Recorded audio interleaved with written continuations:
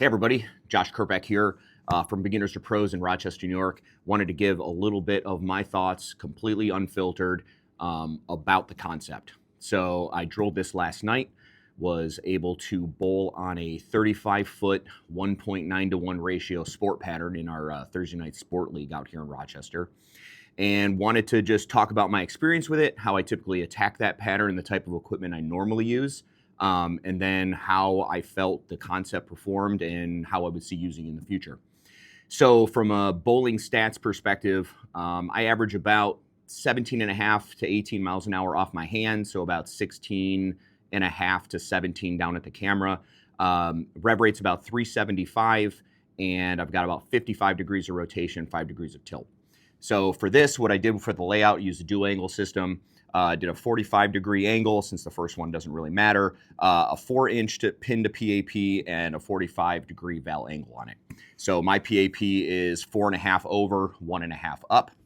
And so the way I usually attack short patterns, I typically have like a bag full of equipment that is typically low diff, 2 to 2.5 inch pins. What I'm really trying to do is take the block out of the question, have the cover do the vast majority of the work to shape down lane, and I can leverage my ball speed to keep that a little bit higher, play more towards the gutter, and let the ball glide through the front of the pattern. Once it sees the back part, it basically just will flip itself over and kind of go into a beeline. So I'm really trying to control like how I exit the pattern and keep my speed consistent, but also keep my speed high.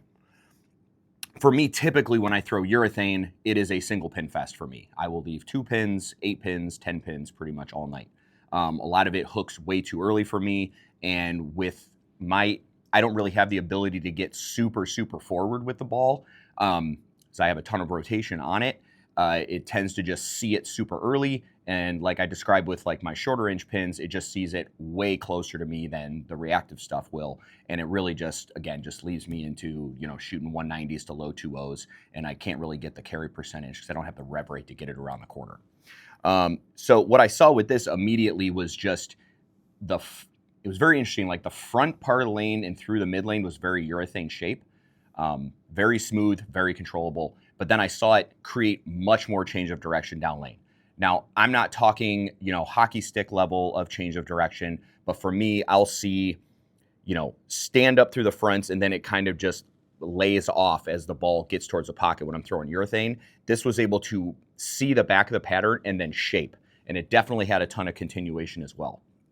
So on that pattern, I'm typically sliding around like 14, 15, and I'm getting my eyes around like 6, 7 at the arrows and just trying to launch it towards the gutter, to be perfectly honest. What I was able to do was square up a bit more with this, and I didn't have to be didn't have to pay nearly as much attention around like being really like soft with my hand or firm with my hand. I was able to just throw my normal release. A release, get on the ball, and the ball did not overhook. So I really see this piece is going to be really, really good on short patterns. The initial intention was for me to put a similar layout that I usually do on my reactive equipment. So we were going to do a 90-degree by 2.25 by 40. And we just didn't want to risk neutering the ball completely. I've put a similar layout like that on a hustle before, and the ball just pretty much puked down lane. It just didn't do what I needed it to do. So we went with a more aggressive pin to PAP here, and honestly, I think it was a good decision. Especially if you've got like a higher ball speed, you're kind of that medium to high rev rate. I really think that this is going to get you a better look and a better entry angle into the pocket than standard urethane would. So overall, I think this is going to be a great piece. I did leave a lot of single pins to start the night. The first like game and a half, I left, I think, 7 or 8 single pins in the first game and about 4 or 5 in the second game. But I think once this thing got some oil into it, and do not sleep on the fact that this thing sucks oil up into the ball. Obviously, with it being a higher RG ball, so it's 263, I believe, 018 on the diff. This thing does not flare a ton, but it sucks up oil in a hurry. So I think that once it started to get some oil in the ball and I got some frames under it, it started to smooth out even more. And honestly, I felt like it shaped a little bit better towards the end of my 3-game set. Obviously, the lanes are starting to break down a little bit, so I had a little bit more play area. But overall, getting this ball to the pocket on a 35-foot sport pattern, so a short pattern, was not a problem whatsoever. Felt like I had a ton more control, made every spare last night. Good on me for once.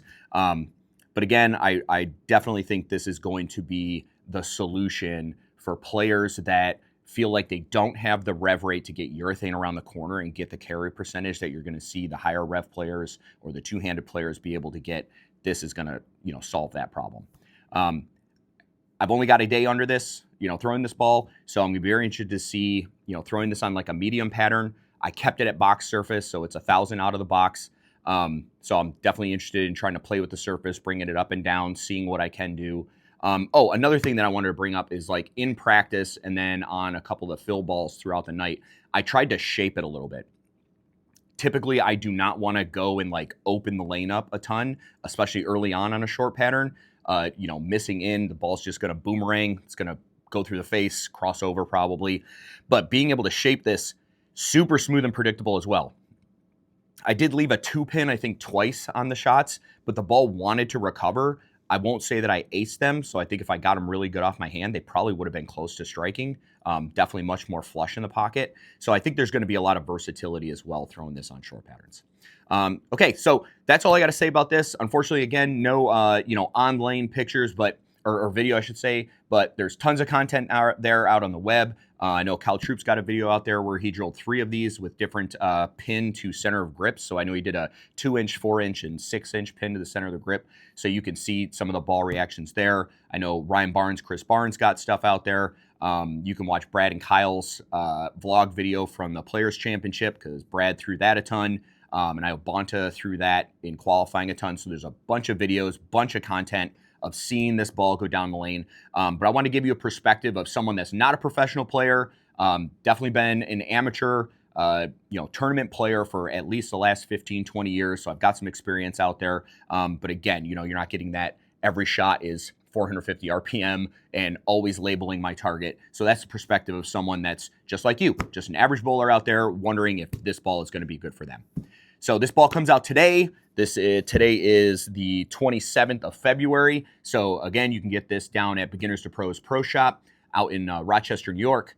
So we are located at 1584 West Ridge Road in Rochester, and we can get this ball. I believe we got it on the wall for $189.95 for the ball.